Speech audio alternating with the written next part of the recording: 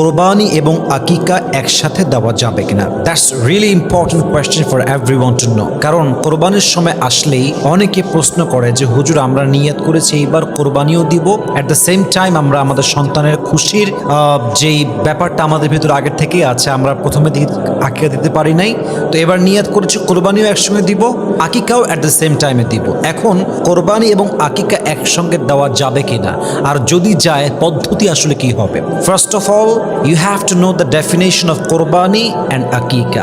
আকিকা কাকে বলে, কোরবানি কাকে বলে, you have to know the definition. আপনাকে সংখ্যা আগে বুঝতে হবে। কোরবানি হলো আল্লাহর একটি ওয়াজিব ইবাদত।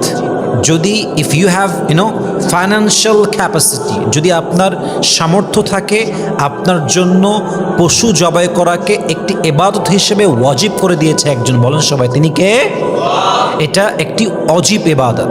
সেকেন্ড হচ্ছে আকিকা। আকিকা কোনো ওয়াজিব ইবাদত নয়। সন্তানের জন্ম হয়েছে, নবজাতক শিশুর আগমন উপলক্ষে আব্বা আম্মা যে খুশি হয়, আল্লাহ নিয়ামতের শুকরিয়া আদায় তারা করবে, এটা হচ্ছে তার জন্মের ঠিক 7 দিনের ভেতরে তারা আদায় করবে। যদি তারা না পায় তার পরবর্তী সময় তারা আদায় করতে পারবে। এটা কোনো অজিব ইবাদত নয়, বরং এটা একটা সুন্নাহ ইবাদত। এখন আসেন যে আমরা কোরবানি এবং আকিকা একসঙ্গে দিতে পারবো কিনা। মাথায় রাখবেন কোরবানি এবং আকিকা এইটা দুইটাই একসঙ্গে দেওয়া জায়েজ, শরীয়তে এটার কোনো বাধা নেই। তবে একটা বিষয় খেয়াল রাখতে হবে, ইটস মাস্ট বি নোটেড, সেটা হচ্ছে কোরবানি হচ্ছে একটা আলাদা ইবাদত, আকিকা হচ্ছে আলাদা ইবাদত। অর্থাৎ কোরবানি হচ্ছে ওয়াজিব ইবাদত, আকিকা হচ্ছে সুন্নতের ইবাদত। অতএব যখন কোরবানি দিচ্ছেন ওইটার নিয়ত আলাদা হবে, আকিকা দিচ্ছেন এইটার নিয়ত আলাদা হবে।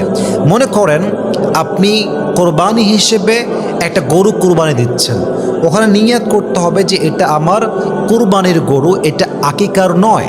আপনি ছাগল জবাই দিচ্ছেন আকিকা হিসেবে, ওইটার নিয়ত আকিকার জন্য করতে হবে, কারণ ইন্নামাল আমালু বিন্নিয়াত। প্রত্যেকটা আমলের সওয়াব ডিপেন্ড করে বেসড অন ইউর ইন্টেনশন। নিয়তটা হচ্ছে সবচেয়ে মোস্ট ইম্পর্ট্যান্ট।